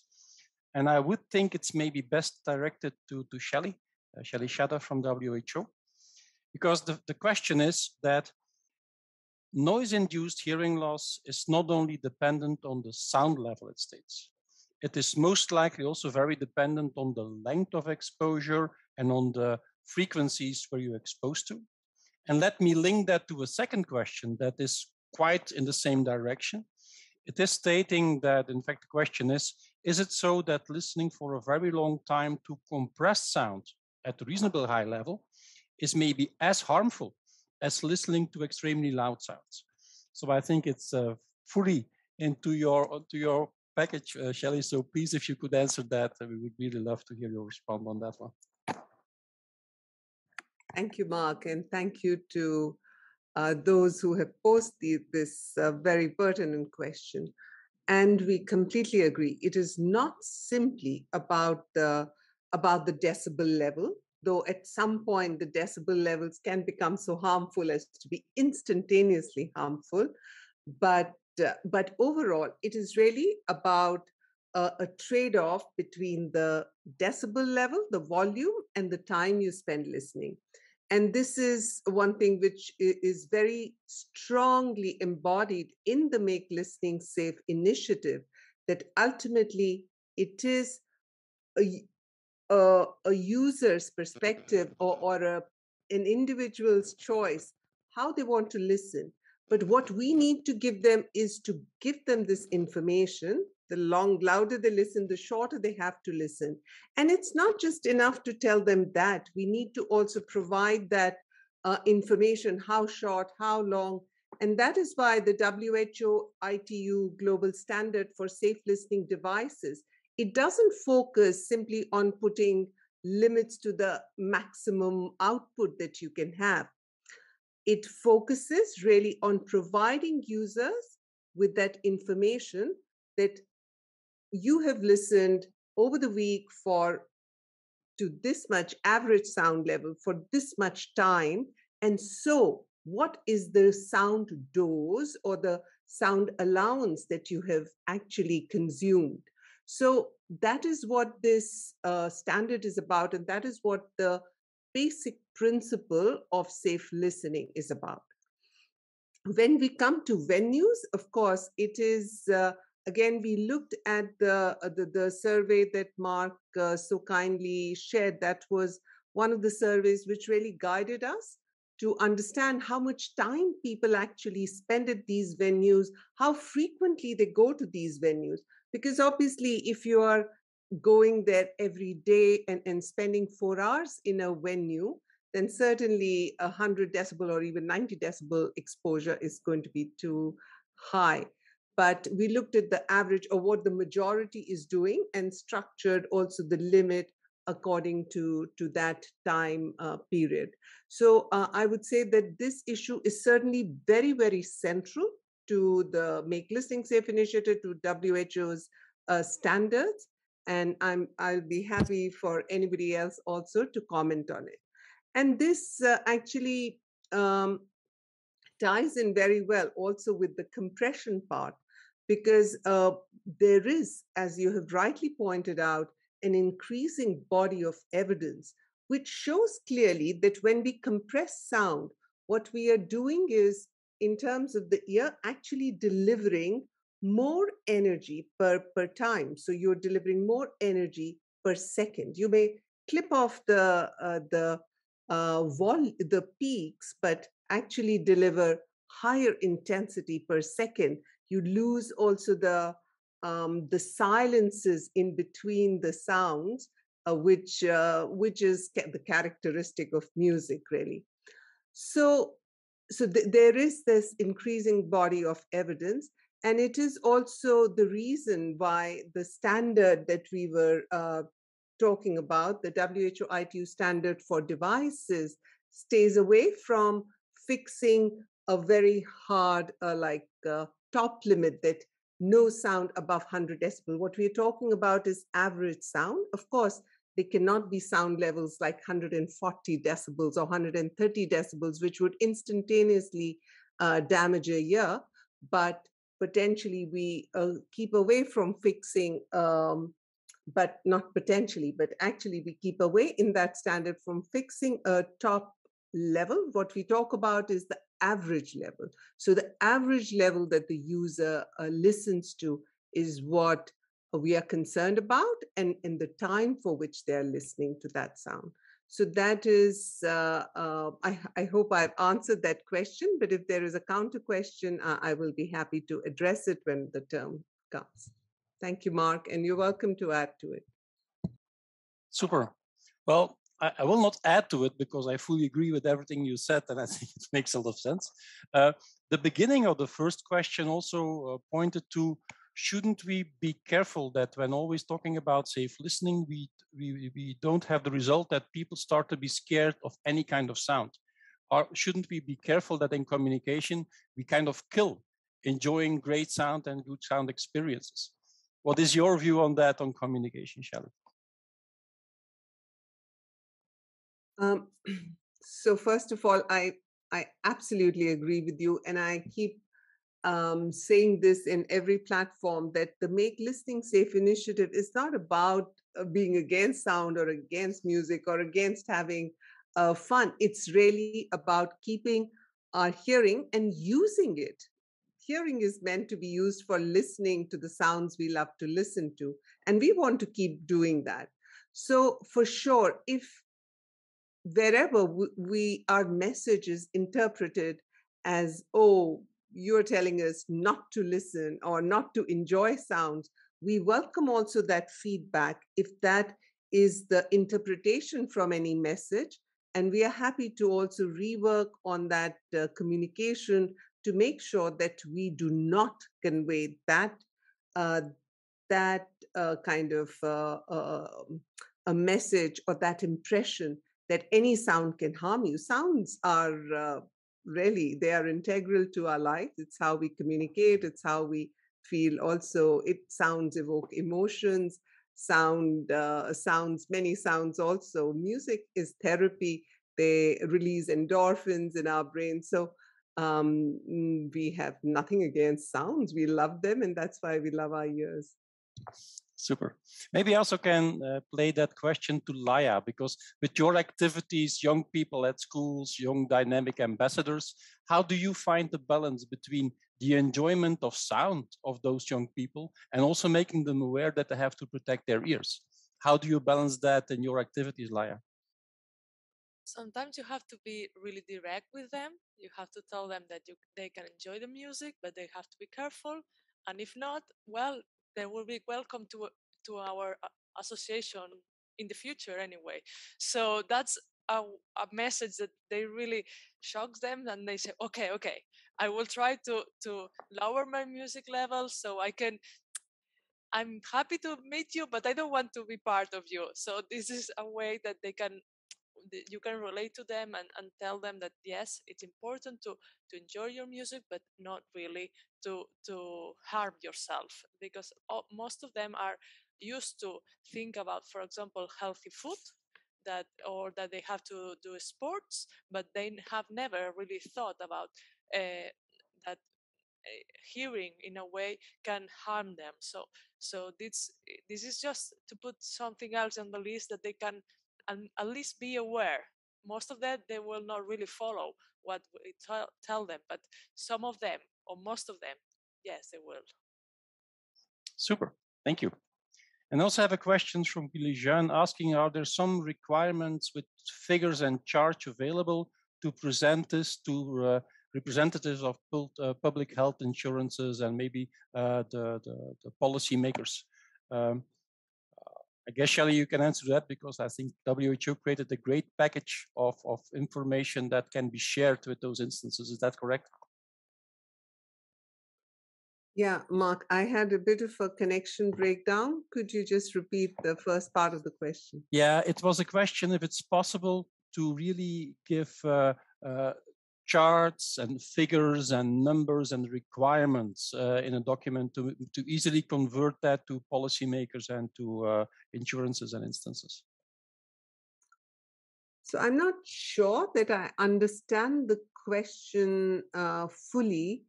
If the question is that how can we use the numbers and the data that is within the, let's say, documents like the World Report on Hearing and use them for advocacy, then I would say that the best way to do that is to have for policymakers and also for other people who you want to take a quick decision, they would not like to read through let's say, a longish document or even a 5-page document. So best is to give it on a sheet of paper, what the important messages you want to convey in a simple to understand way, very clearly, delineated. And that's why we have from WHO's side like these 1 or 2-page infographics, which can simply be seen either by opening the document or just on their own, so that, or just as a 1-pager, so that all of the key facts, sometimes we have a lot of things to say and the message gets lost, but just the key fact and the key message, the key ask from that particular person is there at one glance in a very clear way, without a lot of cluttering, with a lot of diagrams perhaps.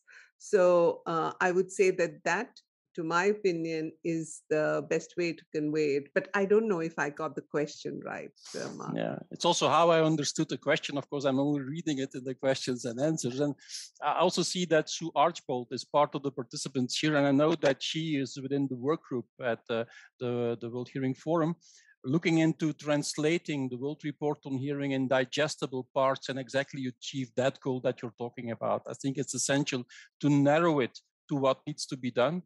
The good thing about the World Report on Hearing, it has a huge package of information. It's rich, it's complete, it's very interesting. The bad thing about it, it's quite long, and policymakers typically don't take the time to read a long document. And that's why it needs to be converted to something digestible as such, right? Now, moving on to another topic is the topic of screening, hearing adult screening. And I think maybe I will first go to Patrick. Are you aware, Patrick, that there are any countries where adult screening is already implemented or starting up or starting to be implemented? Mm-hmm.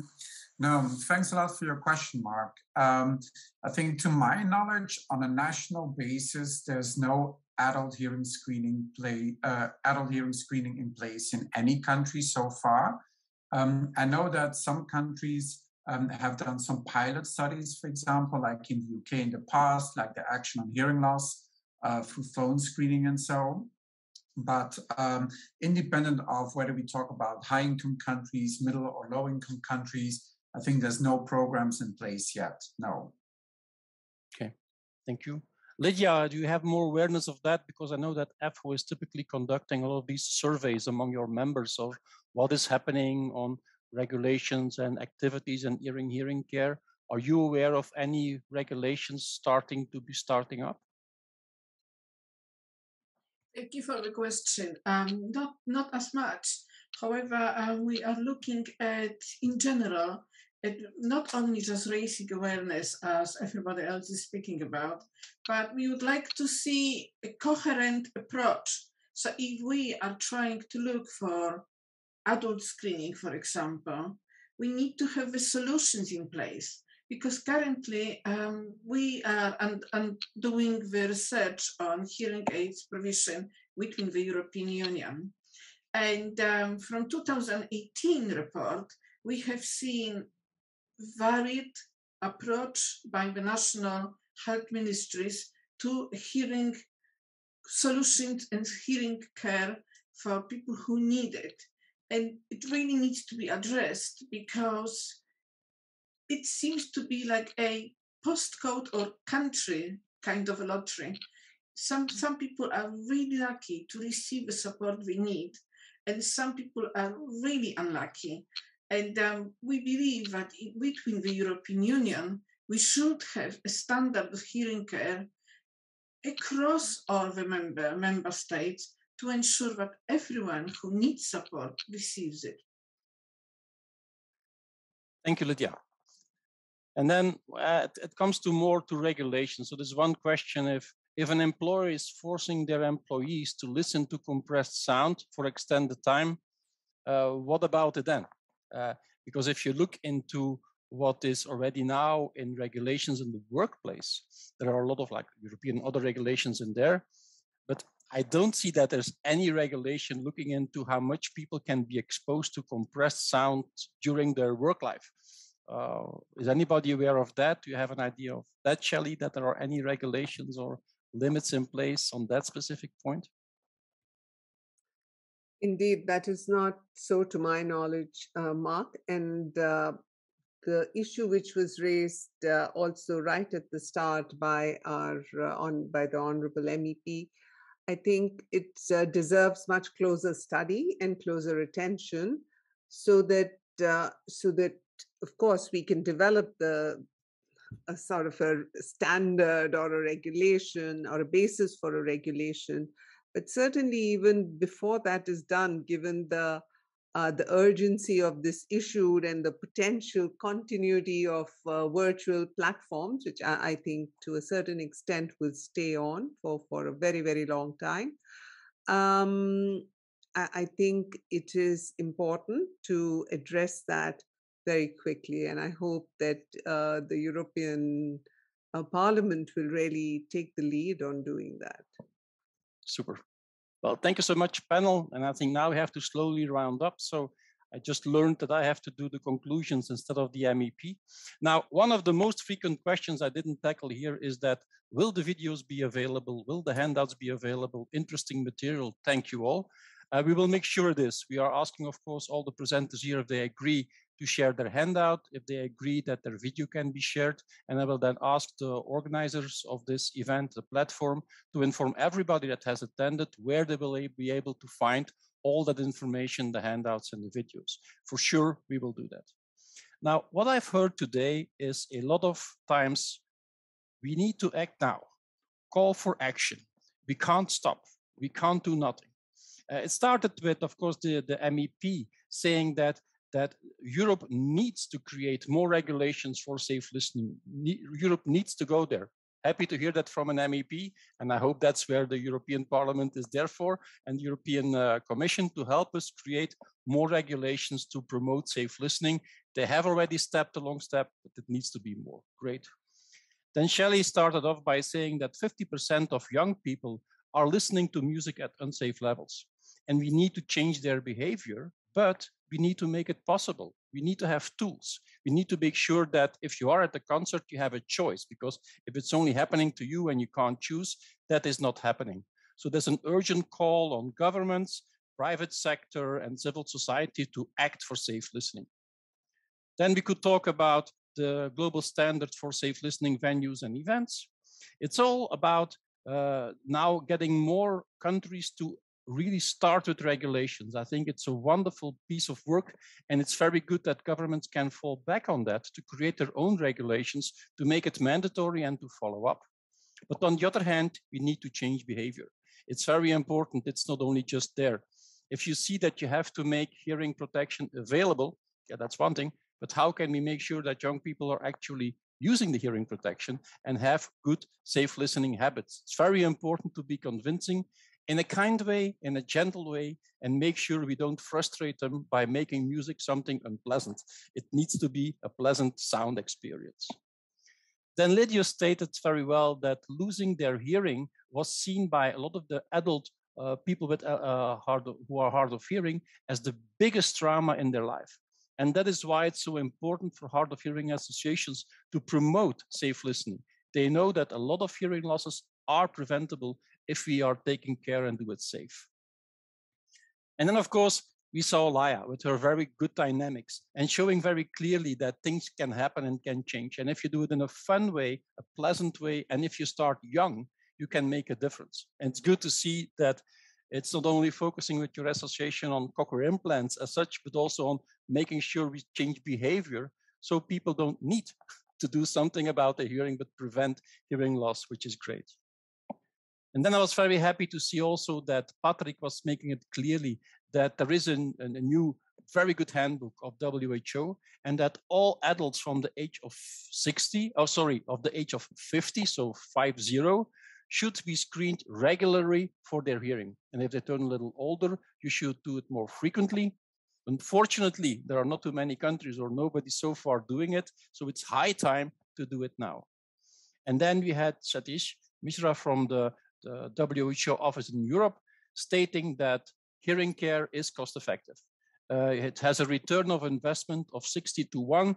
That's maybe better than to put your money on a bank account. That doesn't bring you anything today. It's the best investment you can make, take care of your hearing.